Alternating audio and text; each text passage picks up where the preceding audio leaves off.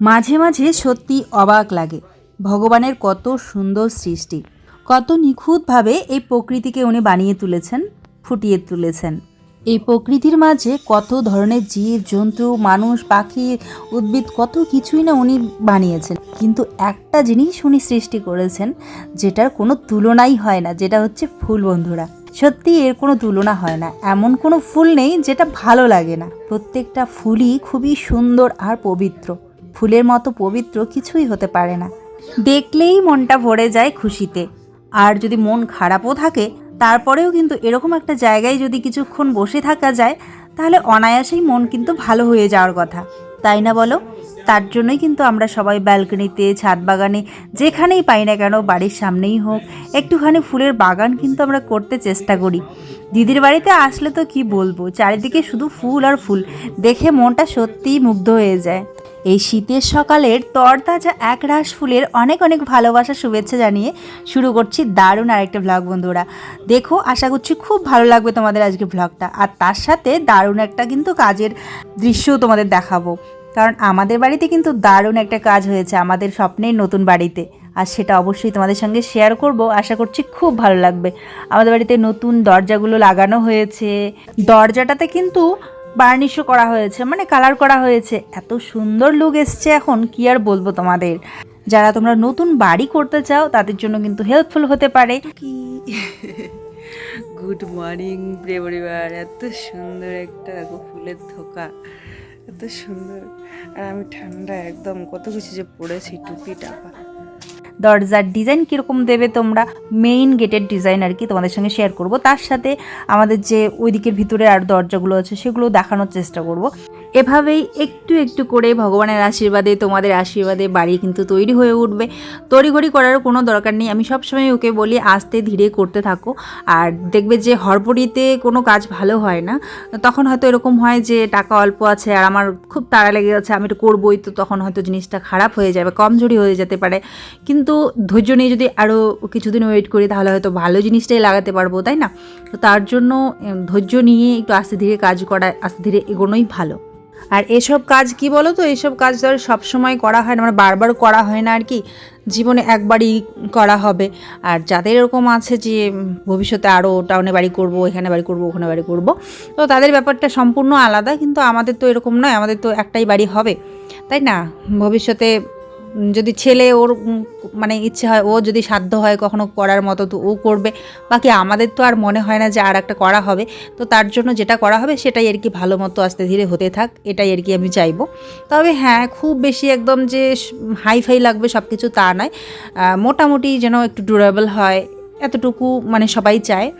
তোমাদের তো দেখিয়েছিলাম ঘরের ভিতরগুলো পুট্টি করা হয়ে গেছে। এবারে দেখো বাইরের এই যে সামনেটা, মানে যেখানে হচ্ছে আমাদের গেটটা হবে, মানে ঘরের গেট আর কি, তো সেখানটাতেই উপরে যে সেটা করা হয়েছে, এক্সট্রা বাড়িয়ে যে ছাদটা করা হয়েছে, এই জায়গাটাতেও কিন্তু পুট্টি করা হয়ে গেল। ওই দেখো কি সুন্দর লাগছে বলো। কালকে ব্লগটা শুরু করেছিলাম ঠিকই, কিন্তু আমার মোবাইলে একদমই জায়গা ছিল না, তাই কন্টিনিউ করতে পারিনি। আজকে চলে আসলাম দুপুরবেলা। সকালবেলা আমাদের ভাত টাত খাওয়া হয়ে গেছে, সকালবেলা খাওয়া দাওয়ার খেয়ে আমরা একটু চুল কাটাকাটি করছিলাম। বড় মার চুল কাটলাম, দিদির একটুখানি কেটে দিলাম, আর আমারও একটুখানি লেয়ারটা ডুবে গেছিলো, তো ওটা একটু হালকা করে কেটে নিলাম। তারপর দেখছি ছেলে অনেকক্ষণই কিন্তু বেরিয়ে গেছে সকালবেলার খাবারটা, হ্যাঁ খাবারটা খেয়েই বেরিয়ে গেছে, আর আসছে না। কোথায় গেল দেখি একটু, জানি এদের সঙ্গে খেলছে, তো কোন দিকে সেটা জানি না। ভাবলাম চলো একটু দেখি তো কোন দিকে বাচ্চাটা গেল। এসে দেখি এই যে সবাই মিলে খেলছে এখানটায় দাঁড়িয়ে বান্ধা, আমরা ছোটোবেলায় খুব খেলতাম। এই যে দাঁড়িয়ে বান্ধা খেলছে।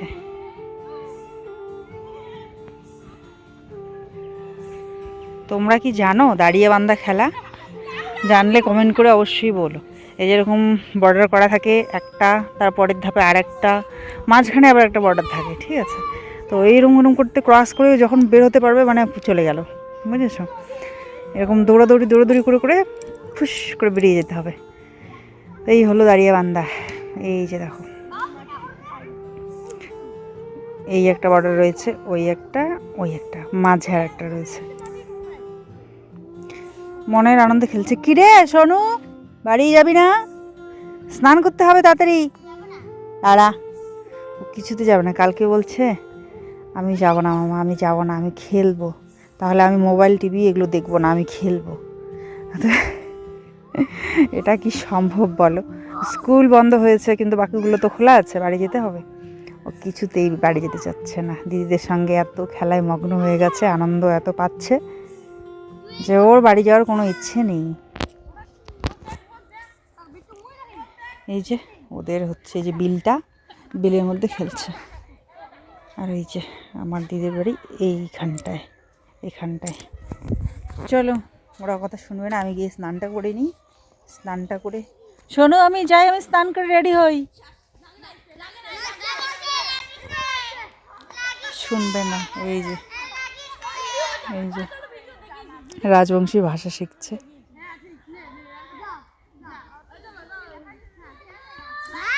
হ্যাঁ হ্যাঁ, না আমি দেখাইনি তো, আমি এদিকে দেখালাম। এখন যখন তোমাদের ইয়ে হলো তখন তো আমি চলে গেলাম, ভিডিওটা এদিকে করছি। না দেখি।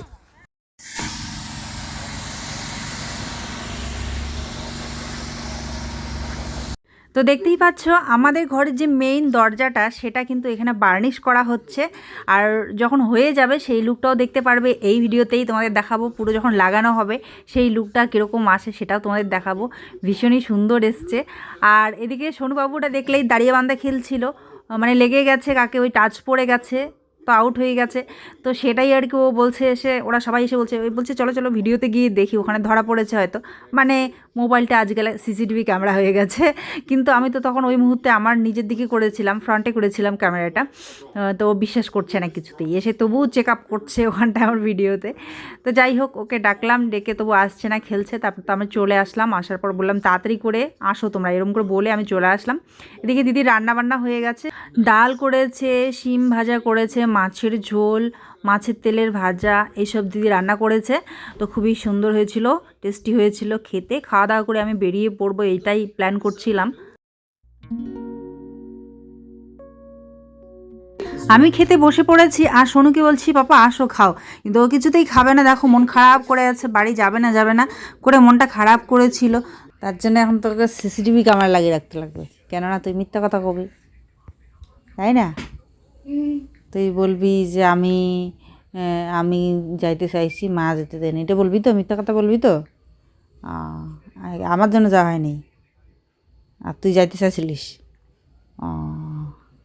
আর আমার যে ভিডিও করে রাখছিলাম, ওটা তো আমার কান্নাটা। ওটা কান্নাটা কিসের জন্য কান্না করছিস?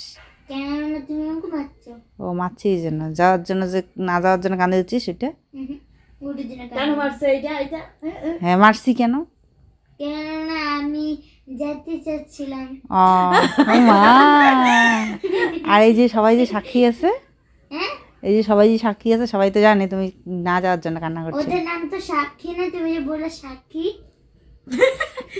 ওই যারা সাক্ষী দেয়, বয়ান দেয় যে না আমরা দেখেছি, ও ওই জন্য কান্না করেছে না যাওয়ার জন্য, ওদেরকে সাক্ষী। আমার বুঝার দরকার নাই, আমি বুঝতেই পারি না, তাহলে বুঝবো কি হবে?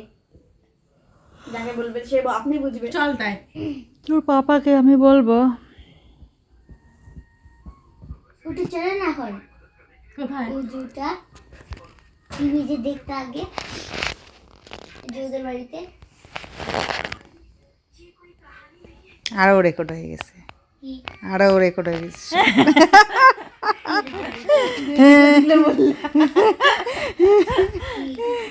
চাল্লাকের থেকে চাল্লাক আছে দেখছি। কি রেকর্ড? কিছু না, কিছু না, কিছু না। না বলবা? না। আমি বললাম কি তুমি কি ওই টিভিতে দেখতে নাকি এখন? এগুলো রেকর্ড করছি। তুমি উঠে এবার কি হয় তাহলে? এই যে রেডি হয়ে বসে আছে ব্যাগ, এই যে রেডি হয়ে বসে আছি। সেই তো আমার নাটকটা। আজকে একটু ইসিতে যাবা, ওই ইসিতে যাবা। ও বাবা, ওই একটাতে যাবা। তোমরা কেন আমি নিজে জানি, আমি তোমার থেকে পাকা। কারণ আমি জানি কি তুমি যখন মোবাইলটা স্টার্ট করতে তাহলে এমন হয়ে যাচ্ছে। আর তোমার হয়নি? হয়নি? ও আচ্ছা ঠিক আছে। সাইলেন্ট করে রাখছে, এর জন্য হয়নি। लेकिन साइलेंट করলে উল্টো সাইলেন্ট না, মোবাইলে কল সাইলেন্ট হয়। কলও সাইলেন্ট হয়, সব আওয়াজই সাইলেন্ট হয়। হ্যাঁ, তো তুমি যে কথা বলতেছো সেটা কিভাবে সাইলেন্ট হয়? ওগুলো কেন সাইলেন্ট হবে, ওগুলোও হচ্ছে। মানে হইলো মায়ের থাকে নাকি ও বেশি পাক্কা, নিজে নিজে শিখে কাটলো কিন্তু। হ্যাঁ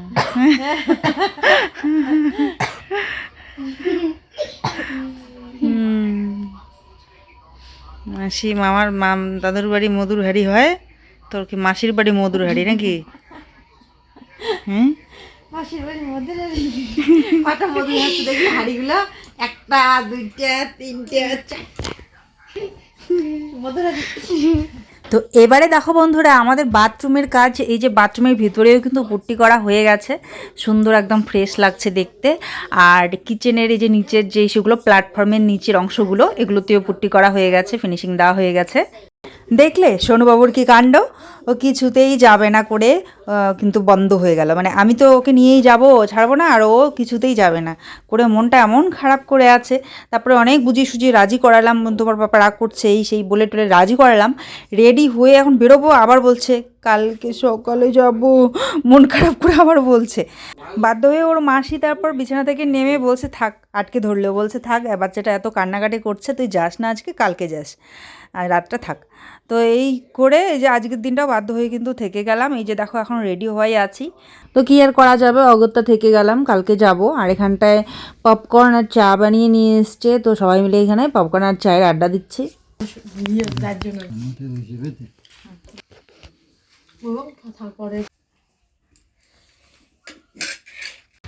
আমি যাচ্ছি এখন বাড়ির দিকে বলতে শ্বশুরবাড়ি এলাকার দিকে আর কি। ওদিকে যাব না, যাব একটু ব্যাংকে কাজ আছে, সেটা করে আবার এসে ব্যাগটা নিয়ে চলে যাব দিদির বাড়ি থেকে।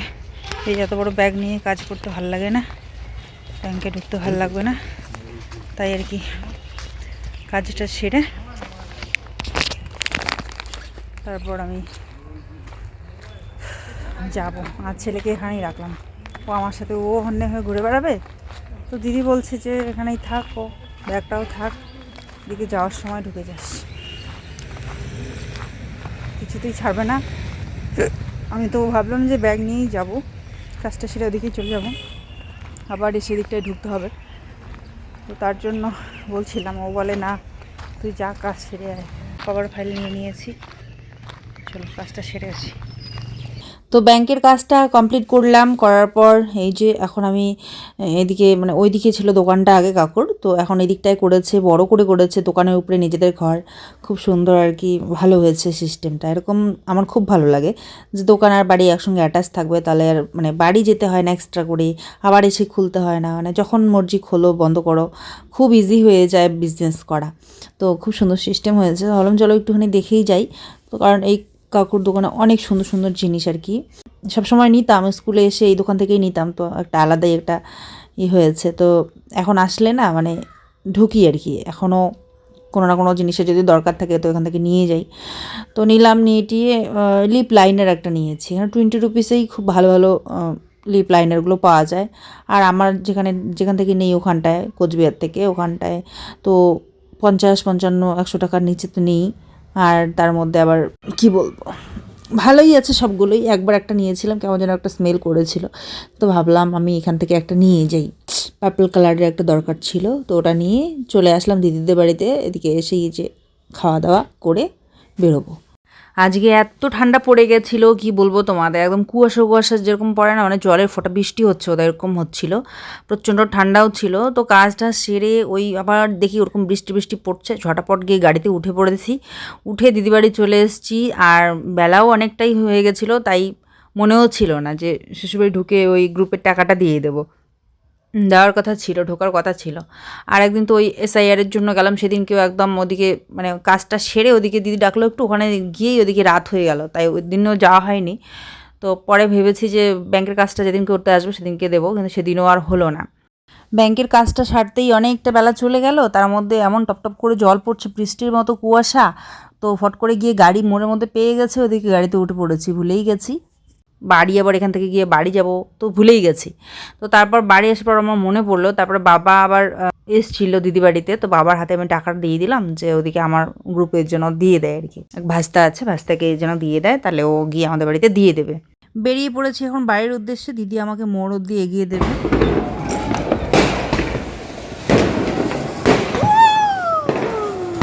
Happy new year.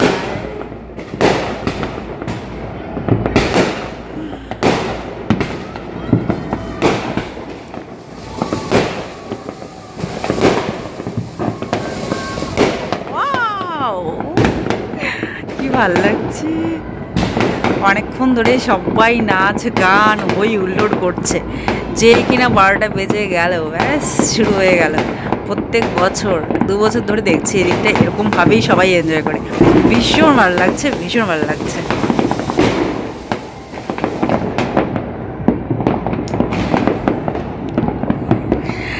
আমাদের ওদিকটায় ঠিক এতটা এনজয় মানে করতে দেখিনি আমি, কিন্তু এদিকটা এরকম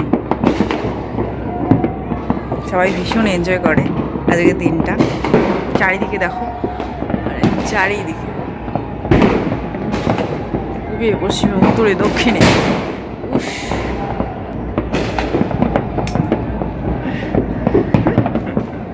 আমি জাস্ট মানে শুয়েছি, ঘুমাবো, ঠিক আছে, ঘুমানোর জন্য রেডি। দেখো আলো থালো চুল, ঘুমাবো।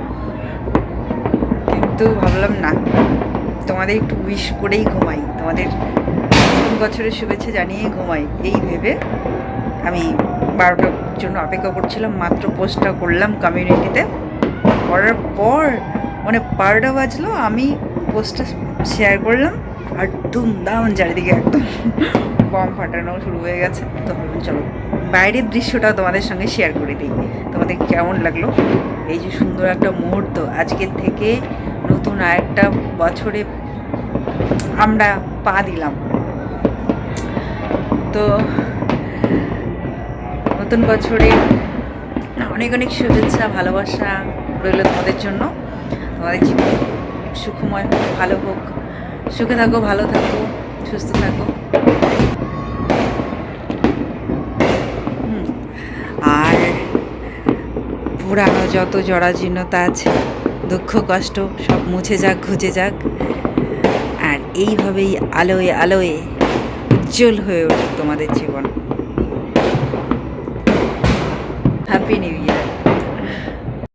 তোমাদের তো আগেই জানিয়ে দিয়েছিলাম যে আগে পিকনিকের ব্লগটাই দিয়ে দেবো, তারপরে পরের ব্লগটা দেবো, যার জন্য ভিডিওটা কিন্তু এটা লেট হয়ে গেছে। হ্যাপি নিউ ইয়ারটা একটু লেট করে জানালাম। যাই হোক, এর আগে তো পোস্ট করে তোমাদের জানিয়ে দিয়েছিলাম, কোনো ব্যাপার না। চলো এবার ফাইনালি তোমাদের দেখিয়ে দেবো বন্ধুরা আমাদের স্বপ্নের বাড়ির সুন্দর মেইন দরজাটা।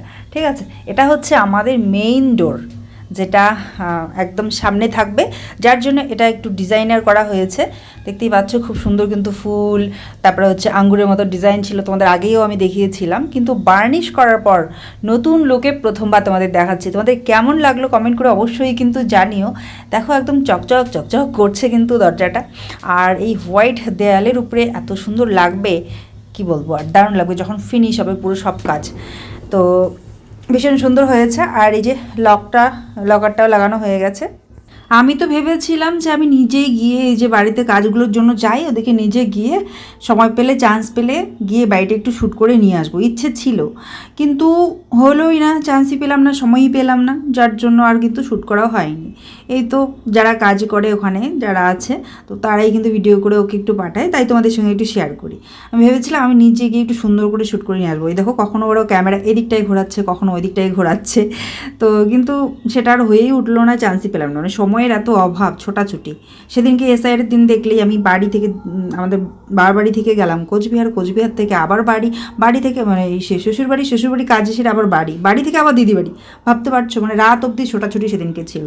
এত ছোটাছুটির মাঝে কি করে যেতাম ওদিকে। আর যাই হোক, এই ভিতর থেকে কিন্তু দরজাটা দেখতে এরকম। আর এখানটায় আমরা একটু নিজেদের মতো করে এখানে মানে ওই গ্রিল লাগানো হয়েছে, গ্রিল দিয়ে ডিজাইন করা হয়েছে, স্টিলের গ্রিল দিয়ে, যেখানে গ্লাস থাকার কথা ছিল, তো ও এভাবেই ডিজাইন করিয়ে নিয়েছে।